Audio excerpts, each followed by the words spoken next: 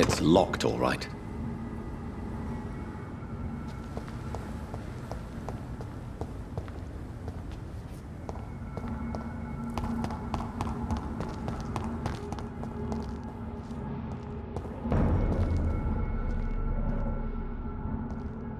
No civilians allowed, sir.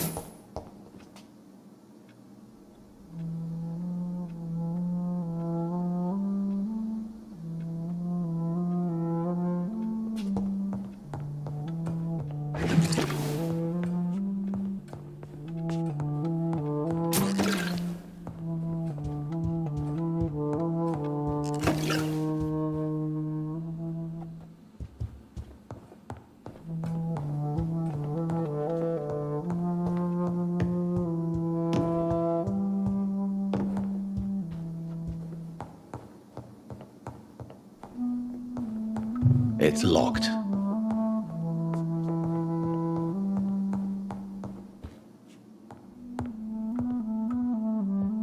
What good fortune brings you back to me, Jonathan? What is it, my dear? I'm afraid it's bad news, Elizabeth. The worst, actually. Please, speak up. Edgar is no longer in McCullum's grasp. I resolved that matter. Where is our good friend now? Is he well? Of a sort. His injuries were mortal. I had no choice but to make him one of us. To save him. Or to punish him. To punish him? I fail to understand. And what is the source of this cold tone in your voice? Edgar Swansea was responsible for the Skal epidemic, Elizabeth. It was he who unleashed the deadly scourge upon London. What? Are you certain? This is the most terrible accusation of all. He confessed everything to me. He sought to cure the disease, to exploit vampire blood to stop the epidemic. But he unwittingly gave birth to a catastrophe. All those poor victims. How could he do it? What happened?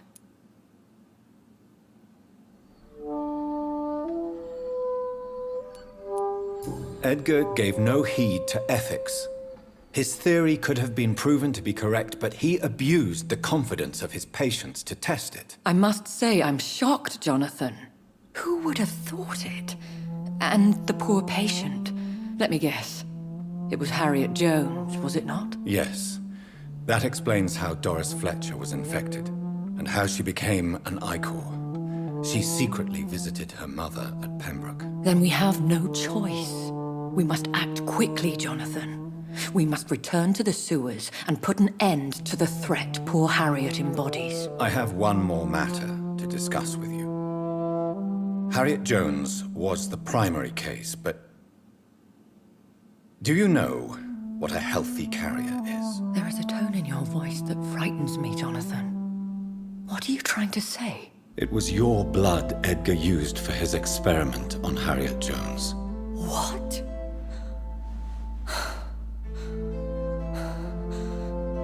No. No. This can't be. Oh.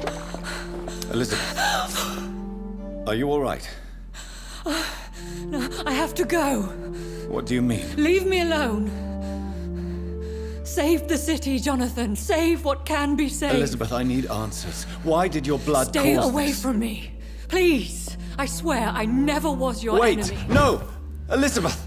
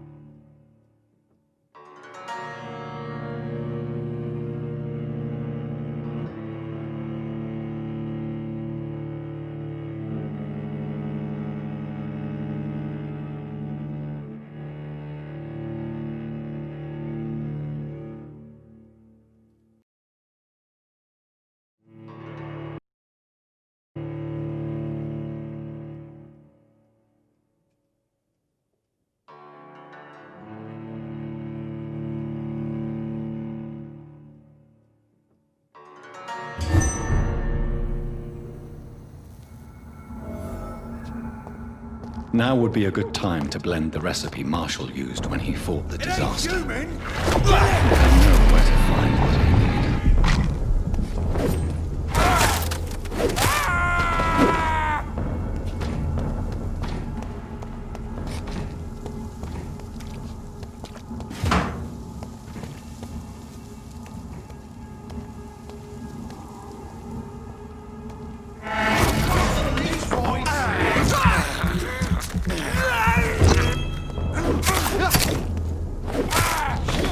Its head!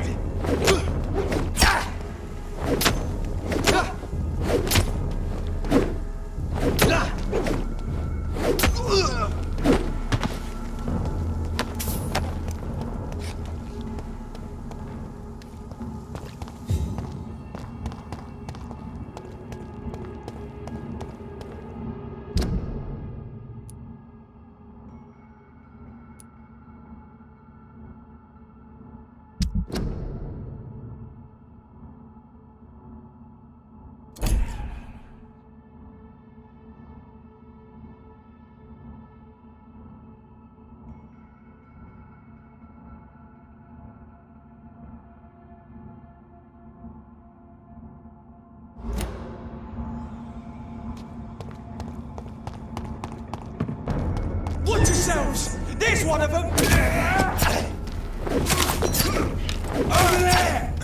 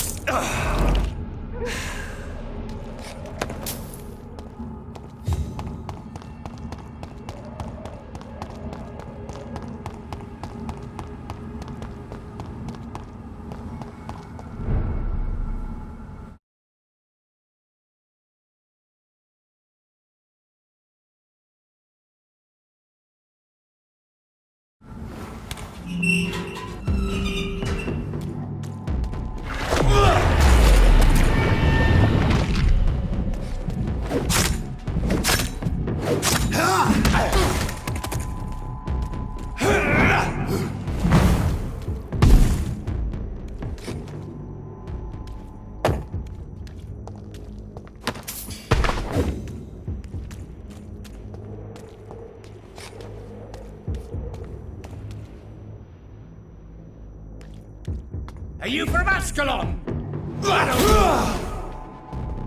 Yeah!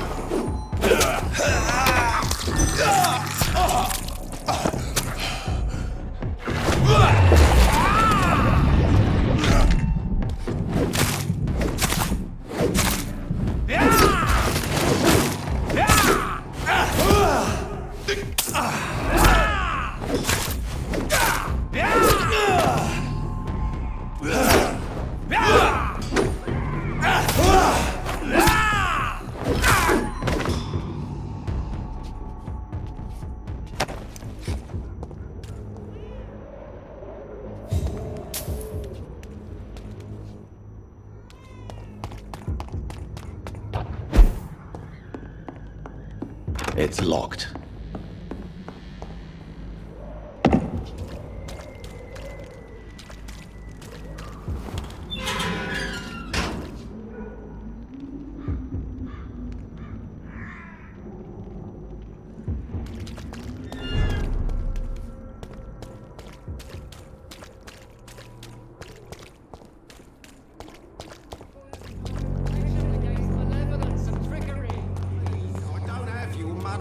Come on, Barrett, you know the game. You pay for peace of mind.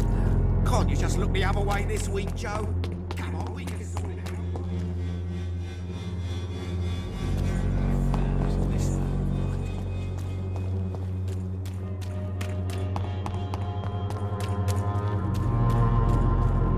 I cannot enter.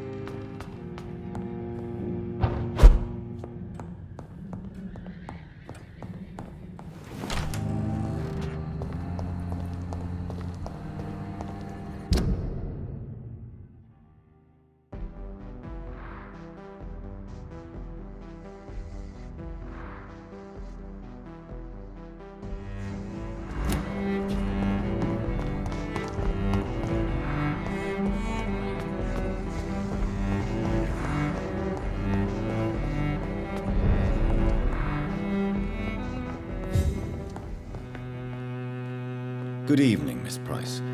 How are you tonight? Dr. Reed, I didn't know you had returned from the war.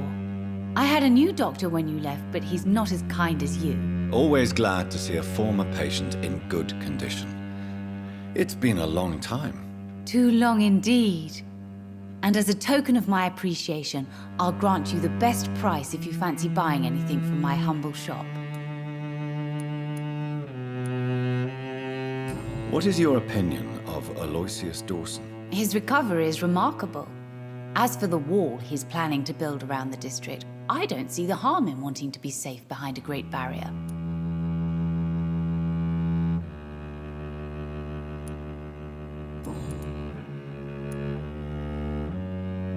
Tell me, Carolyn, do you often wound or hurt your daughter by mistake? No. I always thought it was Carol's clumsiness that caused these incidents. Maybe it's a family trait, Doctor. You really believe it's just bad luck and being clumsy then? Of course, Doctor. What else could it be? I have nothing to hide.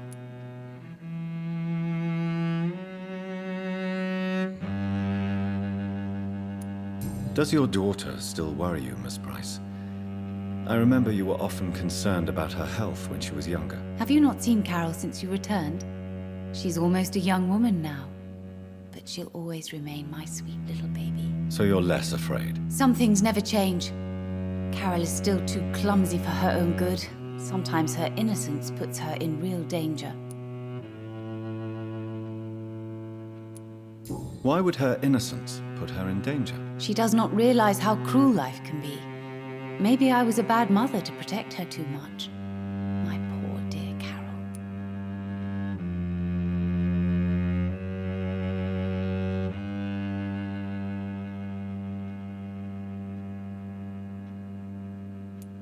You have every reason to be cautious, Miss Price, especially in these difficult times. Maybe you could talk with her, Dr. Reed. It would be nice to have a man here more often. We would both feel safer.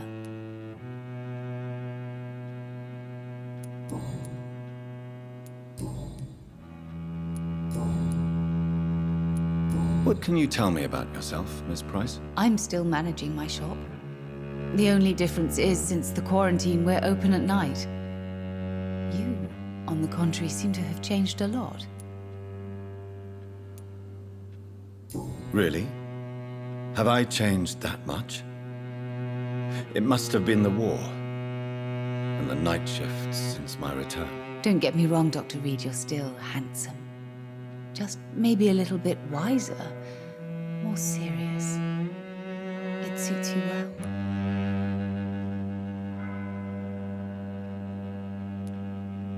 Tell me more about yourself. No new fiancé? I remember you were hoping to get remarried. I'm sure you must have a few suitors. Who would marry an old bat like myself with a grown daughter and a little business? As you know, I only fancy handsome men like yourself.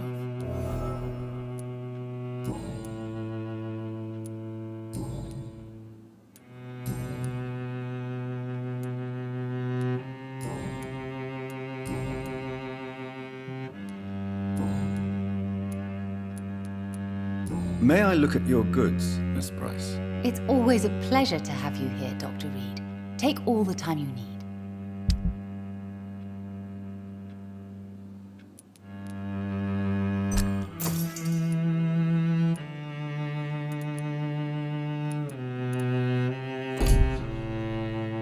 Dr. Reed, I am glad to see you again. It's locked.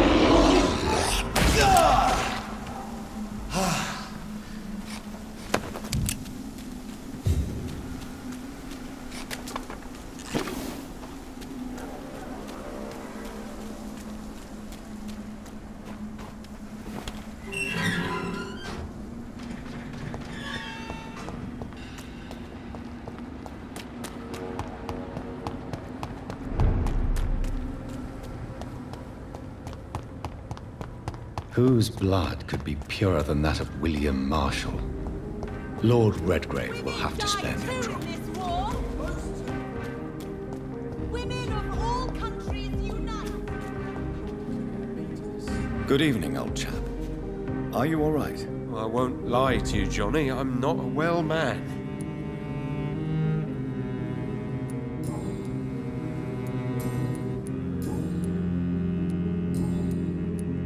Have you any news about Aloysius Dawson? I must say that I'm feeling reassured by the wall he's going to build. Although I doubt it'll protect us from all the dangers that lurk outside the West End.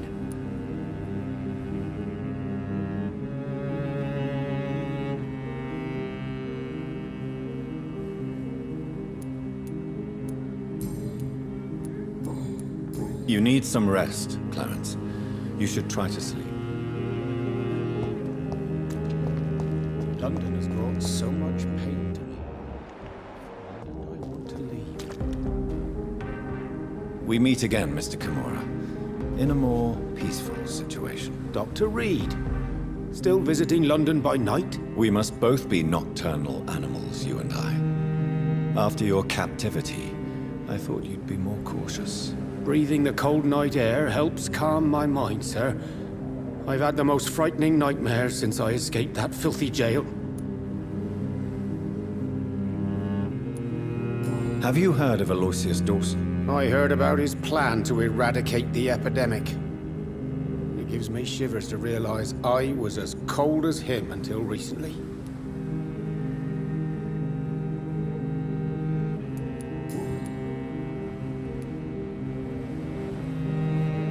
What can you tell me about your abduction? If you really want to know, I was locked in that building for 3 or 4 days.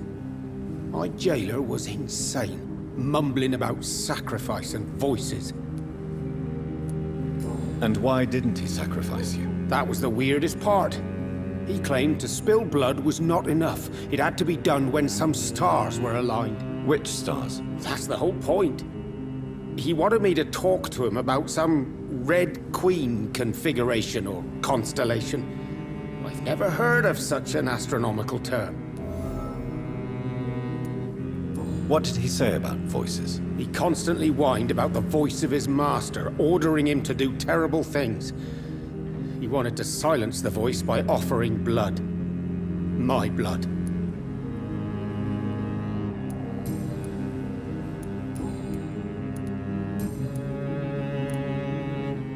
Tell me, Tadao, why was your abductor so interested in your passion for astronomy? I dunno. We met a few times at the Royal Greenwich Observatory. He seemed to share my hobby. Then he invited me to his house and locked me in. Yes, astronomy is a fascinating subject. When I was a child, my mother bought a small telescope for my sister and I. We spent many a pleasant evening stargazing. Stars are not just dots in the sky, Doctor. They are the key to our understanding of the cosmos. They remind us how insignificant we are. You're right. But children love magic and stories. I remember our mother told us constellations have the power to protect us. Protection by the light of the stars. That's sweet. You remember the name of these constellations?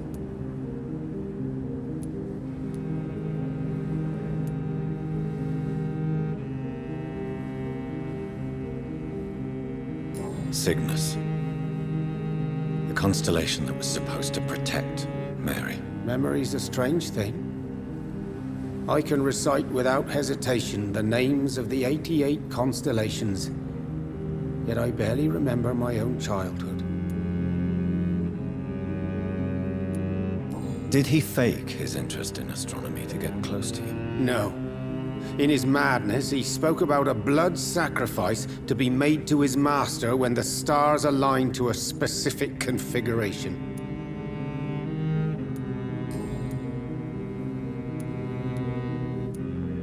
May I ask you what you do for a living, Mr. Kimura? I was a landlord. A wealthy one. And not a very kind one, I realized recently. Why this sudden epiphany? Is it because of your near-death experience? I was already feeling nostalgic about Weymouth, my hometown. With recent events, I'm thinking about going back there. How is the situation in the West End? I've heard rumors about armed men patrolling and fighting infected citizens in these very streets. I was lucky they didn't shoot me when I was abducted.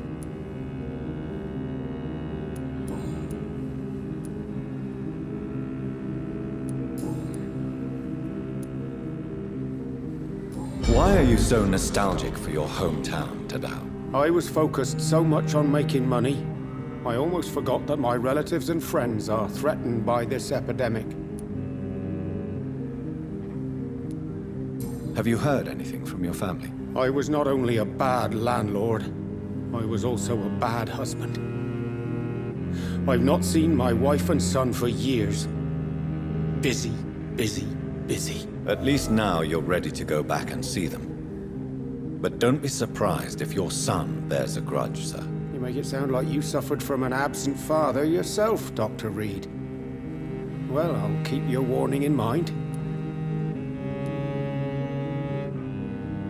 Have you no friends at all? Over the years, I'm afraid my greed turned me into my friend's adversary, while I became friends with my professional rivals. Those you grew up with didn't share your views on money and success. Would you believe I was once a member of poetry circles and an astronomy club? We were young, such joyful dreamers then. But I stopped laughing long ago.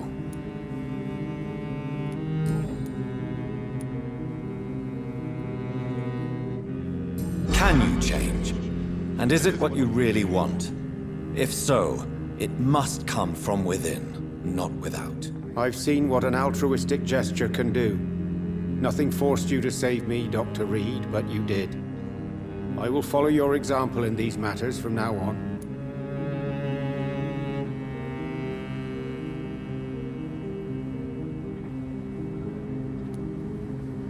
There is no need to thank me.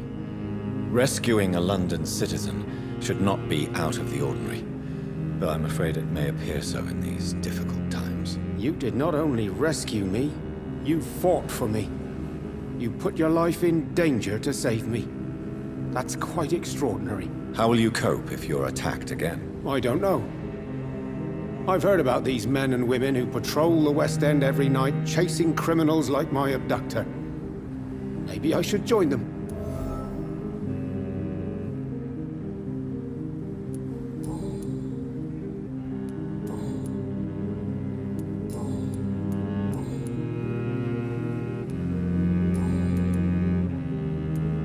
Goodbye, Mr. Kimura. Take care. Maybe I should leave the city.